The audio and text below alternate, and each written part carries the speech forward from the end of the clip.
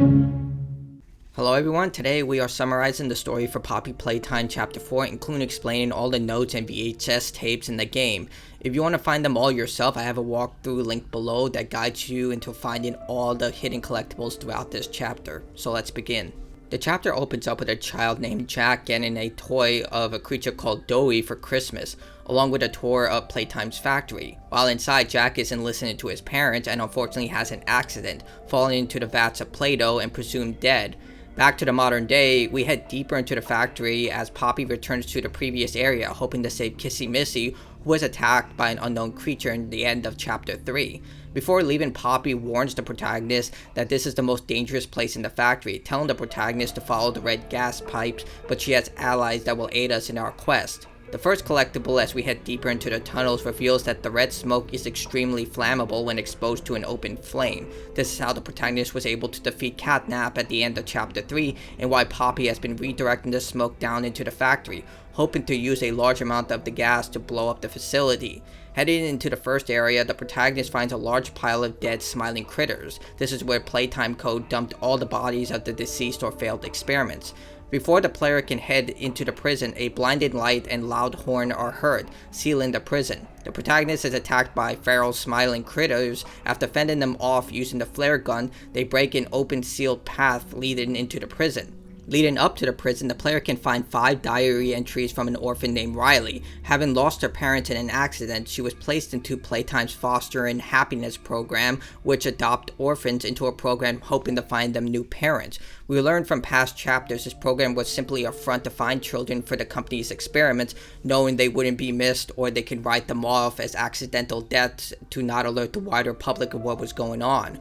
Unfortunately, the diary entries detailed the mental and physical strains as Riley was likely placed within the program to place a living person into a toy's body.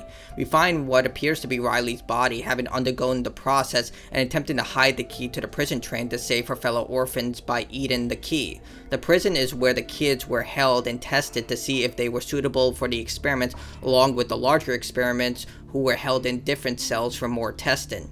In the same room of the prison train, Arlie calls the protagonist and reveals what Poppy said to be true and to keep your guard up no matter what, which is what we've been doing since the beginning of the game. Inside the train's control room, we find the first of many VHS tapes, this one belonging to 2 security guards who were responsible for the disposal of any failed experiments that we saw outside the prison, but heavily inferring they also knew that they were once children but simply dash it aside as this is their job. After powering the train and heading inside a cart, the protagonist is locked inside by a mysterious voice called the Doctor. This person controls everything in the prison and decides to start testing the player. After the train crashes, the player finds themselves inside a prison cell block. Inside, a new type of smiling critter called the Nightmare Critter can be found roaming the prison, who's under complete control of the Doctor.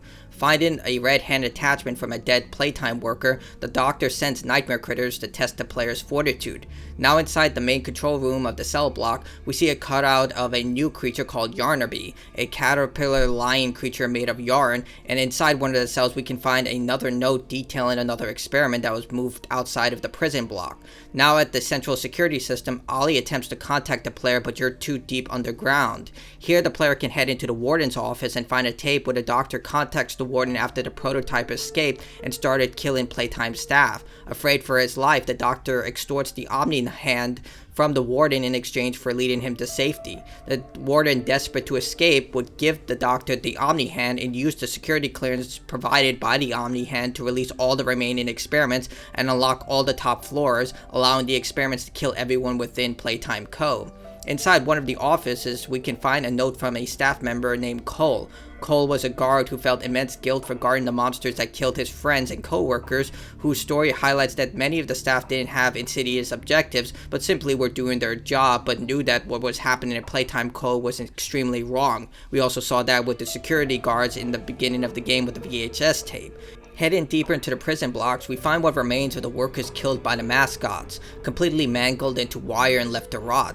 Now in the new prison block, the Doctor tests the player once again, this time releasing large amounts of red gas.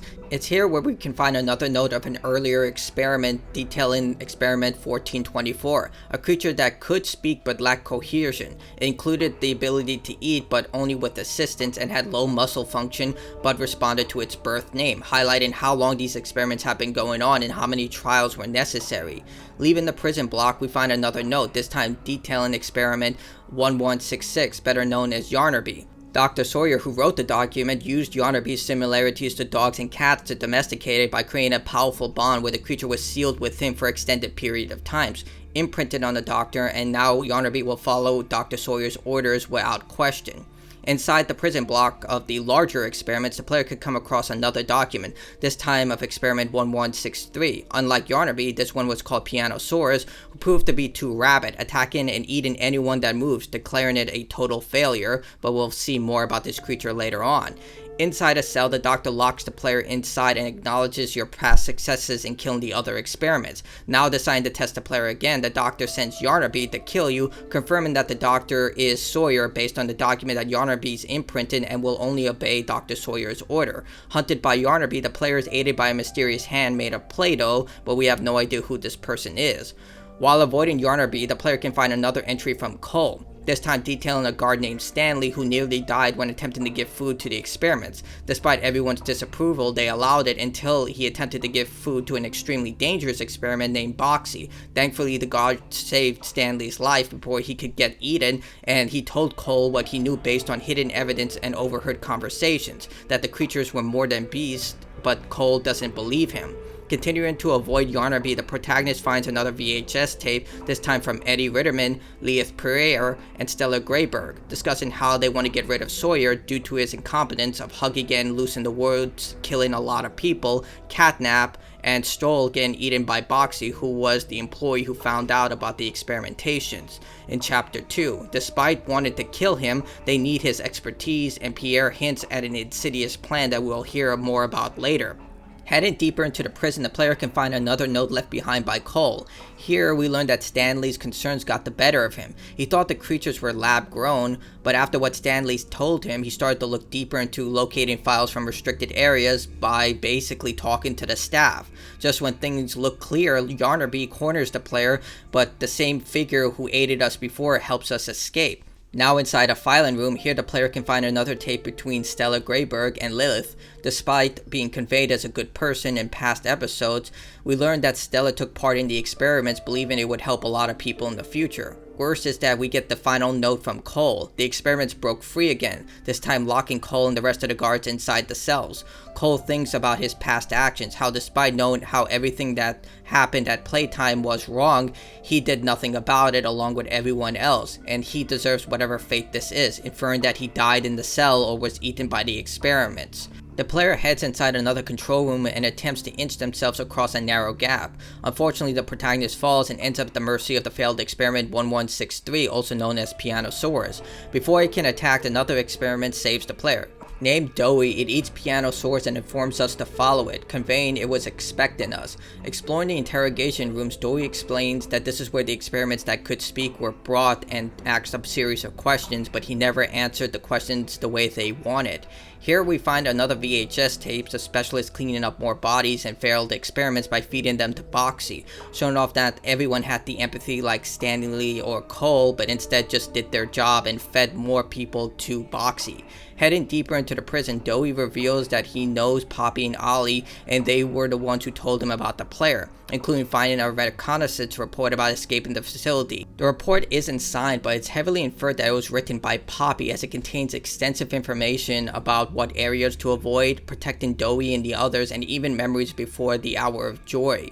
Heading towards the safe haven, the player bypasses the haven defenses but locates a mysterious letter asking the parents of Jack, the child who died in the ultimate cinematic, to return to the facility 6 weeks after receiving the letter, telling the grieving parents that their son can live, which they'll regret as we continue forward for now.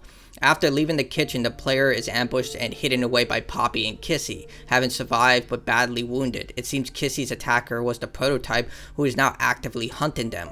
Avoiding the experiment, which seems to be a spider-like creature, but using the hallways, the player along with Kissy and Poppy make it to the safe haven. Inside, Dowie is annoyed that Poppy led the prototype to their location, but is relieved to see that Kissy is alive.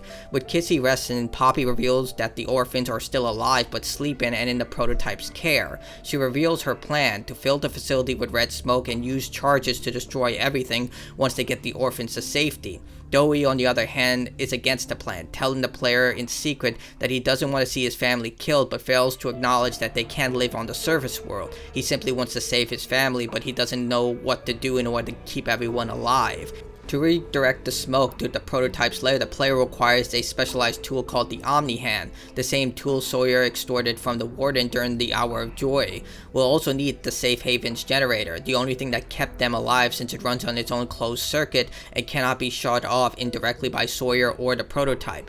Inside the haven, you can find a mural detailing the history of Safe Haven, such as the fear of catnap, lack of food, but most importantly feeling abandoned by Poppy. We'll learn more about this later on, of why they were so dedicated to Poppy in the first place.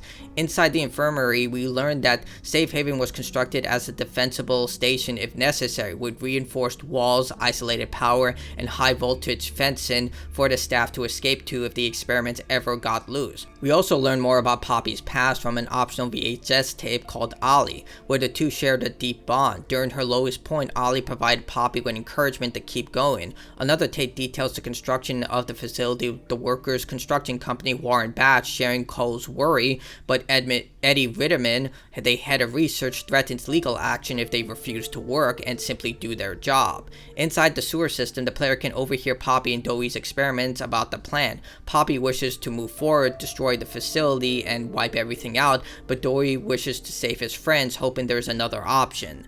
Heading towards the mine, the player learns more about Dowie's creation. The docile beast is made from a combination of 3 children, as shown on the imprint of his body, with 3 hands reaching for the center. The first is Jack from the beginning of the game, who embodies the fear and sadness after being killed in the vats and being separated from his parents for so long after being revived. The second is Matthew, a compassionate and charismatic orphan who, due to being older than the rest of the children, took it upon himself to look after the younger kids who saw him as a protector and leader. And finally, we have the problem child named Kevin, who is prone to violence but excelled at physical fitness. According to the VHS tapes, the 3 kids are constantly fighting for control, resulting in Dowie having extreme shifts in emotion, leading to an emotionally unstable outburst even if Dowie trusts the person. Inside the mines, we can find what appears to be a makeshift camp. Turns out those who survived the Hour of Joy fled to this area, but unfortunately were trapped. Surrounded by killer experiments, they simply accepted their fate as they had nowhere to go, similar to Cole when he was trapped inside the prison cell. Yarnaby tracks the player down, forcing us to restore power while being actively hunted. The protagonist is successful in avoiding Yarnaby. During a short chase, the protagonist swings to safety using a hook over the ferns, but Yarnaby gets caught on one of the hooks, burning alive over the fire pit and dropping to its death. Heading down into the basement, we find another VHS tape, this time detailing the hardships of the safe haven has to deal with supplies extremely limited and the residents risking their lives for supplies. Dowie, acting as the sole provider, similar to Matthew's personality as detailed in a previous report, protects them and attempts to get everyone to stick together. It's clear that it's overwhelming him, but he tries his best to keep supplies funneled into the safe haven while protecting everyone.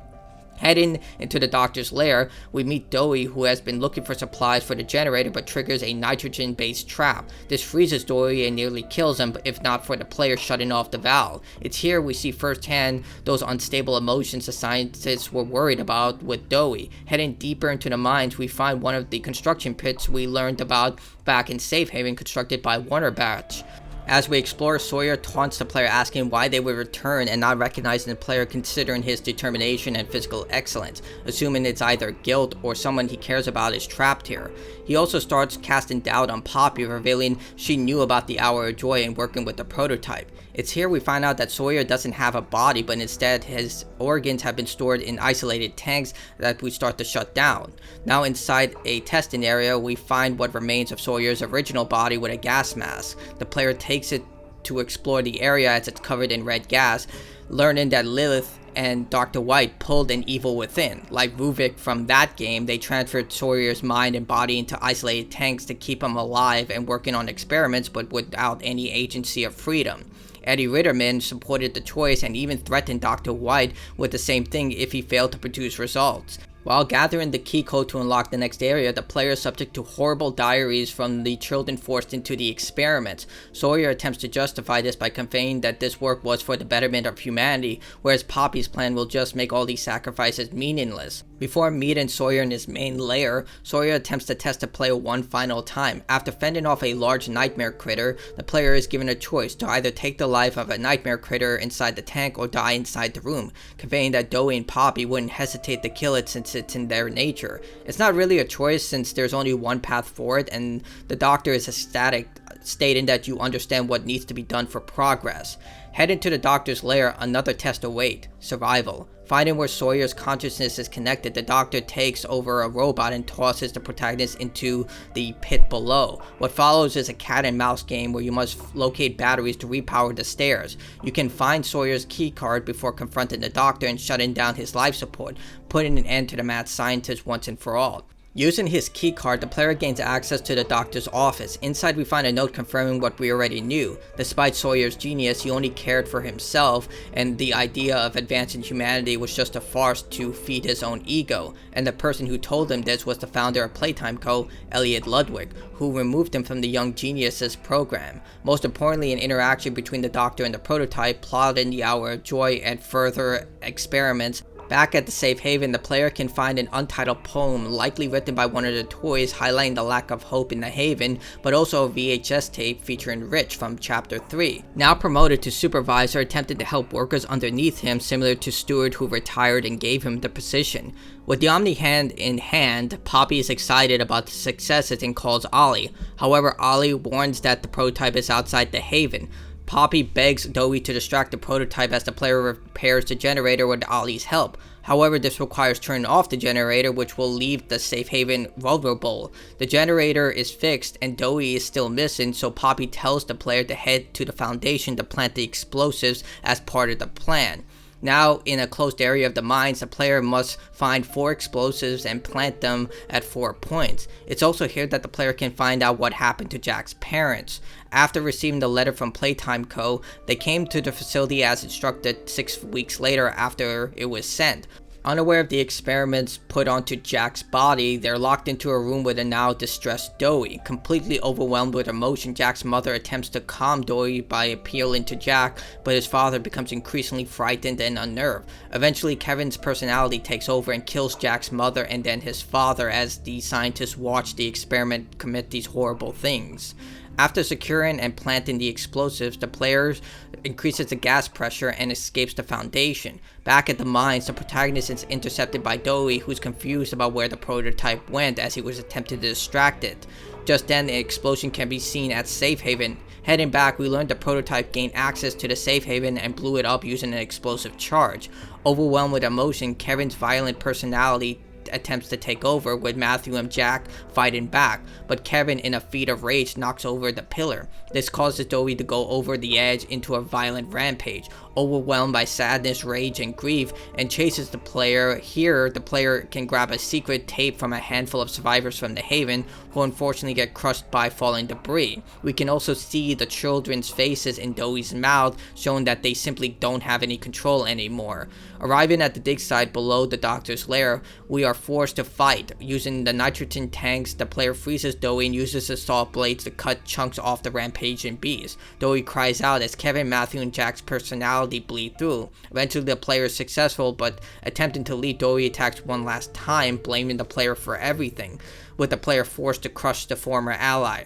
Now at the bottom of the dig site, you can view 2 final VHS tapes. The first is the secret one held by the smiling critters in the safe haven before they were killed. Here we learn that the doctor was right. Poppy planned the hour of joy with the prototype but regretted it, thinking they were all going to leave, but instead they murdered everyone to Poppy's distress. Instead, both Poppy and the prototype apparently had similar plans to destroy everything and prevent this from ever happening again, burying all the data and research. It also confirms that Poppy is indeed the daughter of Playtime founder Elliot Ludwig. However, this raises more questions. If the prototype and Poppy had the same plan, what changed? Was the murder of everyone during the hour of joy the cause of the friction? Or was there something else? After all, if they both planned to destroy the facility, then why aren't they working together despite being at odds with one another, similar to Dowie? The prototype is aware they can't leave Playtime Co, seeing that none of them would survive in the outside world, and they must bury all the data from the experiment, so why not work together on this? A lot of questions have been presented here. The final VHS tape is of Dowie. Despite having the power to leave and escape Playtime Co, he decided to stay and protect the toys that couldn't leave. We also learned that he made it outside the prison but decided to turn back. Matthew's need to protect was too strong. In addition, after Poppy left, he was all they had left. She was the one making all the choices, which is why they felt so abandoned and pointed that she left them.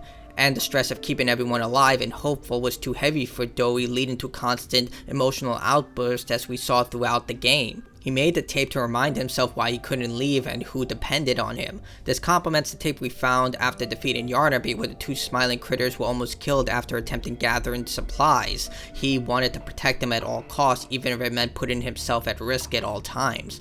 Sliding down the garbage chute, the player finds Poppy and Kissy, who survived the attack on Safe Haven and have been hiding in the trash compactor ever since. Poppy, now deeply annoyed and angry with the player after we killed Dowie, is desperate to contact Ollie to see if he's okay. The phone rings and it's revealed that Ollie has been the prototype the entire time. He killed Ollie and has been using his voice to trick Poppy. The prototype threatens Poppy by telling her that he's coming for her, but never explains why she's so important to it. Poppy, completely terrified about being locked in the case again, abandons Kissy and the protagonist. Using the explosive, the prototype almost kills the player by blowing open the vent, but Kissy shields the player, but unfortunately the floor gives way. Kissy tries to save the player again, but due to her injuries, her arm breaks off, sending the protagonist deeper into an unknown pit.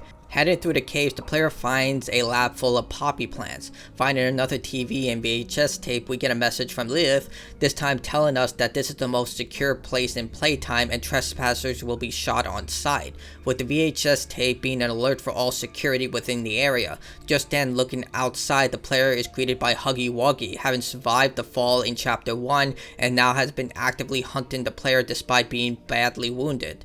And with that, we come to the end of Chapter 4. What are your thoughts on Poppy Playtime Chapter 4? Let me know in the comments below. What do you think Poppy is going to do? Why is she significant to the prototype? I'd love to hear everyone's theories down below. Till next time, thanks for joining me. Goodbye.